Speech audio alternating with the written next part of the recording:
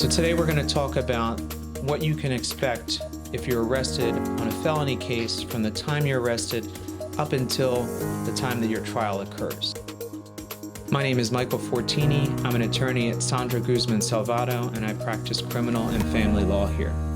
Now, when you're arrested on a felony charge, you're going to be taken to the detention center where you're going to go before a commissioner. That commissioner is going to decide whether or not you're released or you're held until the next time you can go before a district court judge. So that would often be the next day, or if you're arrested on a Friday or a day when court won't be in session, you'll have to wait until the next day the court's in session. Now, that commissioner has limited discretion as to whether or not you'll be released, and oftentimes if they can release you, they will, but you can expect if you're charged with a felony that you'll be held until your initial appearance. And when you show up at the initial appearance, again, it's the day after or the next court day after you've been arrested, you're going to go before a district court judge. They're going to go through some of your rights, your right to an attorney, your right to a preliminary hearing. And they're also going to hear arguments from your attorney, who at that point will likely be a public defender if you haven't already retained a private attorney. And that public defender is going to do their best with limited time to argue why you should be released. This is another benefit to having a private attorney. They can spend much more time preparing that argument. That district court judge is going to decide whether or not you're held pending trial. After that initial appearance where you get your rights, you get read what charges you're facing, and the judge decides whether or not you're released, assuming you're held, you're going to sit in jail until your preliminary hearing. If you're released, you get to be out. There'll be conditions for your release, and then you have to show up for that preliminary hearing. The preliminary hearing is an opportunity for the court to hear argument from the prosecutor as to why probable cause exists for the charges that you're facing. Now, your attorney can't present evidence on your behalf, but they can cross-examine witnesses and test the evidence that the prosecutor is presenting during that proceeding.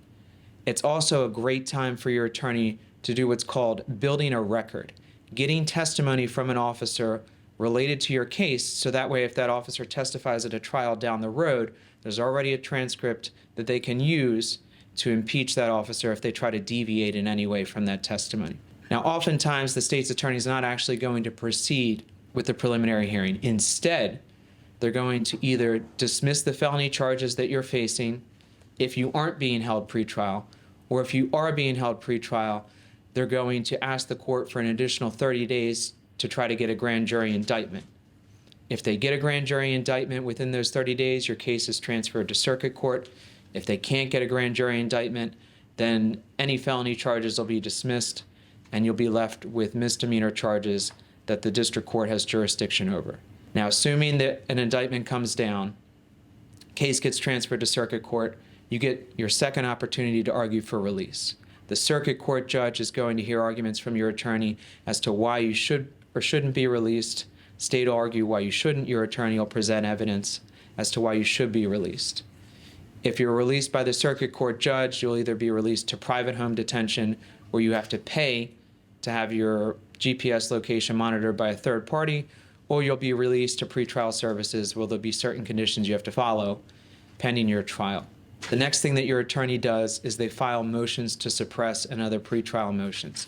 They're trying to get evidence thrown out and trying to narrow the charges that you're facing, so that way when the case goes to trial, the prosecutor's case is significantly weakened, or they could even get the entire case dismissed if they're able to get enough evidence thrown out. Motions to suppress and pretrial motions are also key to setting up a favorable plea deal extended from the prosecutor's office.